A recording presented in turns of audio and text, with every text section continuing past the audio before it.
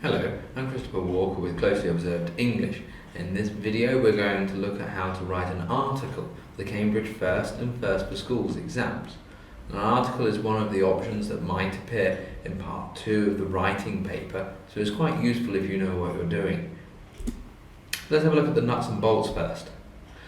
As always, you need to read the task carefully and underline the content points you have to include. You always need to know exactly what you're writing for and who the target reader is going to be. Remember that what you're writing about doesn't have to be true. Think of something that fits the rubric, that follows the instructions, but don't worry about making up the details if you have to. Don't waste time trying to remember real information. You're judged on the quality of your English. And then, as always, for the FCE writing, you need to keep between 140 to about 190 words. If you go a little bit over, it should be okay. So let's think about the target reader next. Who is going to read your article? Well, it's somebody who is looking for two things. They want information, but they also want entertainment. They want to find out something interesting in a fun way. So it has to be a fun article. It's not a formal piece of writing, it's a creative piece of writing. Also, your reader needs to learn something from the article.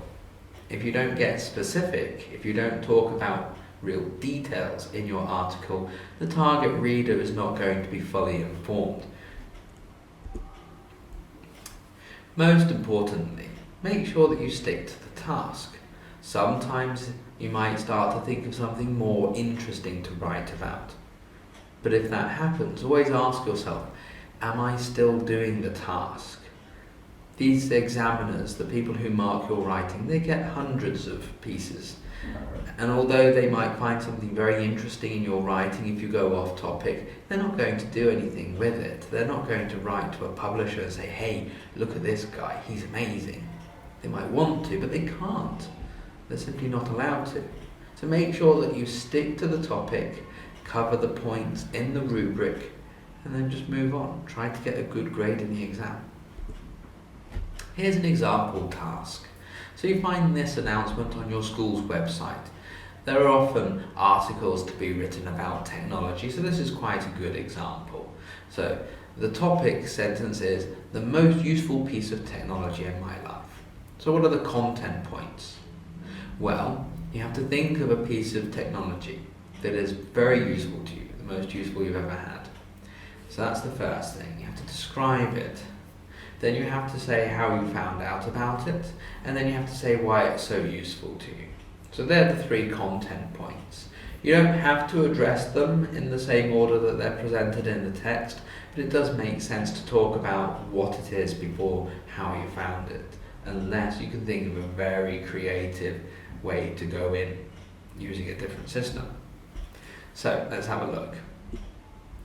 So you want to grab the reader's attention. Think of a way that builds a sense of mystery. Like you had a problem, you didn't know how to solve the problem. What could you do about the problem? Target readers love mystery. It makes them want to read more and discover more. So unlike in a review, you don't need to start with a title for your article. If you have a good idea for one, by all means use it, because articles often do come with titles. But if you don't use it, that's okay. So I recommend using 3 paragraphs for an article like this. The first one would introduce the topic and cover the first content point. The second and third paragraphs would then cover the other 2 content points and include a short conclusion at the end. Now here's an example. I start off with something that I hope will grab the target reader's attention by saying, it seems strange to think that only a year ago my life was completely different. What I hope is that the target reader will read that sentence and go, wow, why? Why was your life completely different? Then they will continue reading, and in that first paragraph they discover what the item of technology is that I want to describe. In this case, it's a smartwatch. So then the second paragraph gives a bit more detail about it, and it says how it's so useful in life. So that's really the third content point. And then I finish by looking at how I found out about it. It turns out that I found out about this smartwatch through a friend who's very interested in technology. At the end, we have a little conclusion that shows how important it is and what a beneficial effect it had on my life. So let's go through the mark scheme. For the content, if you cover all the points in the rubric and you add some detail, there's no reason why you can't be looking at full points. We want the target reader to be fully informed, so everything in our article has to be connected to the task. And remember, you need to cover all the content. Underlining the content will help you. You have 3 content points, you have your 3 paragraphs, you can just see if they align. If they go together, it suggests that you have covered everything.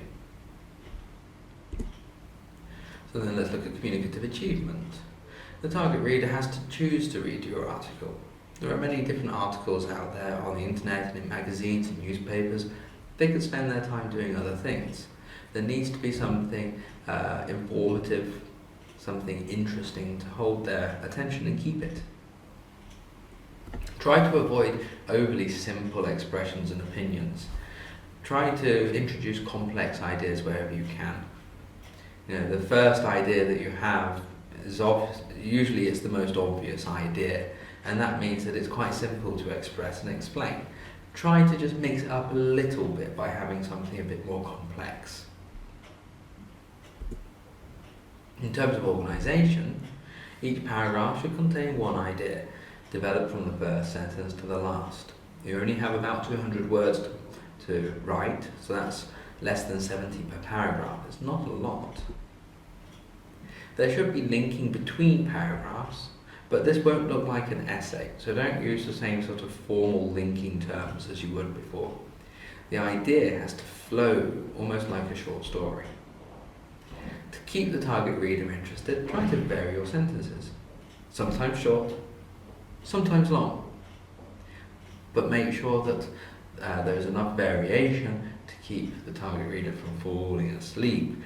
If you speak in monotone, people start to get drowsy. If you always have long sentences, it's harder to read them. Have some short ones too. In terms of the language, well, you can get more creative here.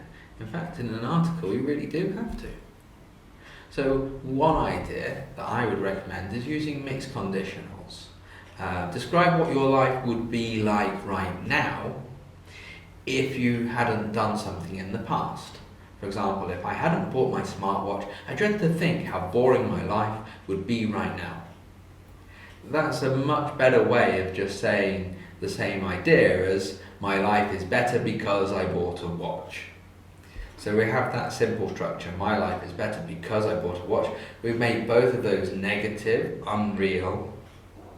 Apply the grammar for this mixed conditional, and this is the result we get. A sentence or two like that will go a long way. Use adjectives, but make them work for their place in the article. Don't rely on interesting and good, but use something more specific. Something like fascinating or indispensable.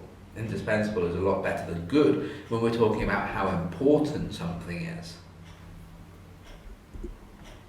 So, in this video we've considered the sort of technology that has a really positive effect on our lives. I am a big advocate for the use of technology in the classroom. With some of my lower level students, up to about B1 level, we often use Duolingo in the classroom because it's great, it's fun, and it makes learning English feel like a game. Some of my other students like using Memrise. How about you? How do you use technology to help you learn English? Share your comments below, and hopefully you'll give me some great ideas that I can pass on to my own students here. Okay, until the next video, thanks very much. Bye.